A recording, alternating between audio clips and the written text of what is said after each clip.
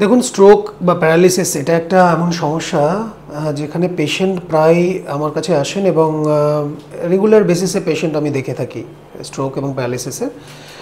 Stroke, first of all stroke কেন হয় সেটার একটা ডেফিনেশন আপনাদের জানতে হবে।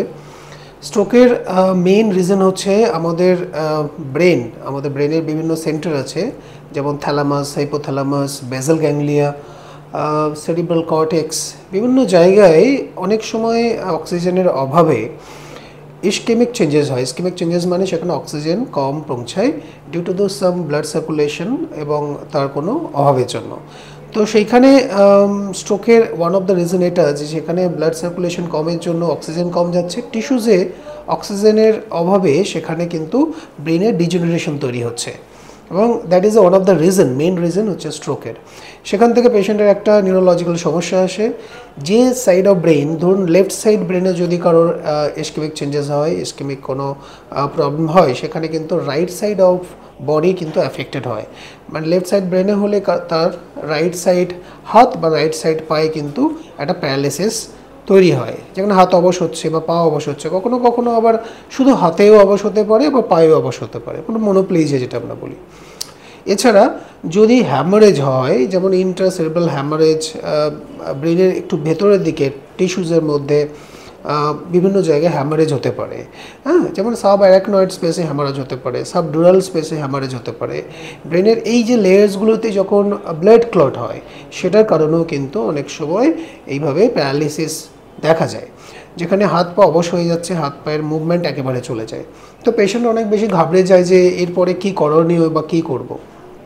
দেখুন, সেটা তো একটা স্বাভাবিক ব্যাপার যে স্ট্রোক হলে পেশেন্টদের একটা ভয় বা ভীতি জন্মায়, কিন্তু পেশেন্ট যেগুলো ভুল করে সেগুলোর ব্যাপারে আমি আজকে কথা বলবো। যে যখন একজন পেশেন্ট আপনি অ্যাডমিট করলেন, হসপিটালাইজড হলো এবং তারপরে যখন বাড়িতে এলো, সেই পেশেন্টকে কীভাবে আপনি রাখবেন যেখানে পেশেন্টের কোনো ক্ষতি না হয়, পেশেন্টের পরবর্তী যে টাইমে তার রিকভারিতে যাতে লেট না হয়ে যায়, সেইটাকে আপনাদের জানতে হবে খুব ভালো করে। যেমন পেশেন্টকে যখন আপনারা শুইয়ে রাখবেন, সবসময় লক্ষ্য রাখবেন যে সাইড অফ বডিতে, যেমন শোল্ডার, যেমন রাইট সাইড শোল্ডারে যদি ওর প্যারালিসিস হয়ে থাকে, যেখানে হাতটা কোনোভাবেই কাজ করছে না, সেখানে সেই শোল্ডারের নিচে একটা টাওয়েল বা বালিশ অবশ্যই রাখবেন। কারণ হচ্ছে শোল্ডারটা যদি নিচে শিফট করে যায়, তাহলে সেখান থেকে কিন্তু হাতের ব্যথা অনেক বেশি বেড়ে যায়, হাতের মুভমেন্ট আরও মানে ডিলে করে ফাংশনটা রিকভারি করে। তো সেজন্য আপনাদের চেষ্টা করতে হবে শোল্ডারটাকে সাপোর্ট দিয়ে উপরে তুলে রাখতে। নর্মালি আমরা যদি হাতটাকে পেছনের দিকে রিট্র্যাক্ট করে রাখি, তাহলে কিন্তু হাত আমাদের উপরে উঠে না। তো সেটাই ইজ ভেরি কমন প্রবলেম যে পেশেন্টরা ভুল করে থাকেন। নাম্বার 2 হচ্ছে হিপের নিচেও কিন্তু একটা বালিশ রাখতে হয় বা টাওয়েল রাখতে হয়, যেখানে হিপটাকে একটু এলিভেট করে রাখতে হয়। আপনি যখন সোজা হয়ে শোয়াবেন, তখন এটা কিন্তু one of the most important thing যেটা আপনাদের খেয়াল রাখতে হবে। সেকেন্ড হচ্ছে, যখন পেশেন্টকে আপনারা পাশ ফিরে শোয়াচ্ছেন, তখন চেষ্টা করবেন যে সাইডে আপনার প্যারালিসিস, যদি রাইট সাইডে প্যারালিসিস হয়, তাহলে সেই রাইট সাইডে যখন আপনার পাশ ফেরাচ্ছেন, তখন চেষ্টা করবেন যে সেই সাইডের শোল্ডারটাকে একটু সামনের দিকে টেনে রাখা বা একটু ওকে প্রোট্র্যাক্ট করে রাখা, যেখানে তার শোল্ডারের ওপর কোনো এক্সেসিভ প্রেশার যাতে ক্রিয়েট না হয় এবং শোল্ডারের ব্যথা আরও বেশি বেড়ে না যায়। এছাড়া বালিশ ইউজ করা, দুটো হাতের মাঝখানে বালিশ ইউজ রাখা, দুটো পায়ের বা হিপের মাঝখানে বালিশ ইউজ করা, এগুলো কিন্তু খুব একটা মিনিমাম রিকোয়ারমেন্ট থাকে, যেগুলো আপনারা ইউজ করুন বাড়িতে। কারণ এগুলো যদি না করেন, পেশেন্টরা কী হয়, অনেক বেশি সাফার করে, অনেক বেশি পেইনফুল তাদের কন্ডিশন তৈরি হয় এবং হাত পা খুব বেশি স্টিফ হয়ে যায়। নেক্সট হচ্ছে, আমরা যেটা করি যে পেশেন্টকে যে হাত তার বেটার হচ্ছে সেই হাত দিয়েই তাকে ফাংশন বেশি করায়, বা পেশেন্টও জেনারেলি চায় যে হাতটার অসুবিধা নেই সেই হাতেই সমস্ত কাজ করতে, কিন্তু এটা একটা ভুল টেকনিক। বিকজ আপনি যদি যে হাতে অসুবিধা আছে সেই হাতটা যদি একেবারেই ইউজ না করেন বা তাকে যদি কোনো ব্রেনে কোনো ট্রেন না করেন, তাহলে কিন্তু সেই হাতের রিকভারিতে আরও বেশি লেট হয়ে যাবে। যেমন আমি হাতের এক্সারসাইজ করাচ্ছি, অবশ্যই একজন ফিজিওথেরাপিস্টকে কনসাল্ট করবেন, স্পেশালি নিউরো ফিজিওথেরাপিস্টকে কনসাল্ট করলে খুব ভালো হবে, যারা খুব স্পেশালিস্ট অন্তত এই ব্যাপারে, স্ট্রোক পেশেন্টদের দেখার ব্যাপারে, এবং তারা নিউরো ফিজিওথেরাপিতে স্পেশালিস্ট হয়। সেই পেশেন্টদের হ্যান্ডেল করা তাদের মানে ডেইলি বেসিসে কাজ, তো তারা কোনো বেটার দেখতে পাবে, বা একজন ভালো ফিজিওথেরাপিস্ট, জেনারেল ফিজিওথেরাপিস্টকে কনসাল্ট করতে পারেন। জেনারেলি ওরা যখন এক্সারসাইজ করাবেন দেখবেন যে ওরা কিন্তু ব্রেনটাকে ট্রেন করেন। আপনাদের বাড়িতেও তাই করতে হবে, যে পেশেন্টকে বলা, পেশেন্টকে যখন আমি হাতটা ভাঁজ করিয়ে দিচ্ছি, পেশেন্টকে বলবো যে আপনি আপনার মুখের কাছে হাতটা নিয়ে যান, পেশেন্টকে ইনস্ট্রাক্ট করা। কিন্তু আমি নর্মালি যদি বাইরে থেকে হাতটাকে ভাঁজ করিয়ে দিই বা আমার আঙুলগুলোকে ভাঁজ করিয়ে দিই, তাহলে কিন্তু ব্রেন কোনো ফাংশন করছে না।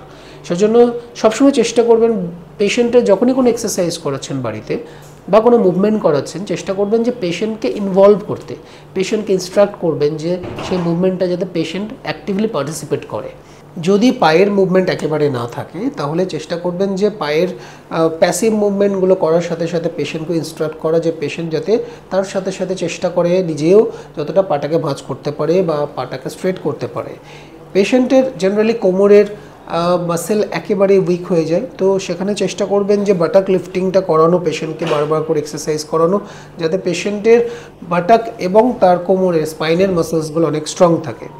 এছাড়া পেশেন্টকে যখন বসাবেন তখন পেশেন্টকে চেষ্টা করবেন যে যে সাইডে অসুবিধা আছে যাতে সেই সাইডটাকে ইউজ করে ওয়াশ আস্তে বসতে পারে। কারণ হচ্ছে যদি ওইটা না করে তাহলে পেশেন্ট কিন্তু আস্তে আস্তে স্ট্রং হাতটাকে বেশি ইউজ করবে এবং আস্তে আস্তে কিন্তু ওই দিকে আরও বেশি উইকনেস তৈরি হবে।